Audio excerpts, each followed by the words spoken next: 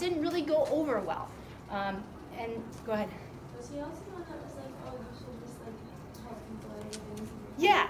So his two things, he's a practitioner of rugged individualism and voluntarism. The companies and community organizations and churches should voluntarily help those less fortunate.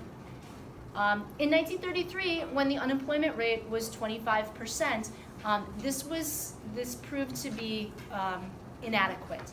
And so when Franklin Roosevelt ran against him in 1932 and said, it's the government's responsibility to provide direct relief, the public, without too much surprise, gravitated around Roosevelt. 1932 is one of those redefining or realigning elections.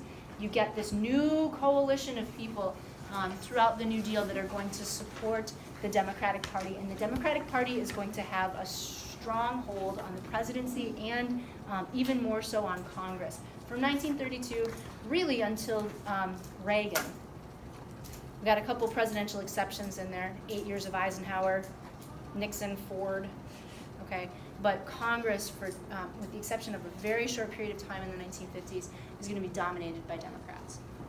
And that Roosevelt coalition of Democrats. Yes?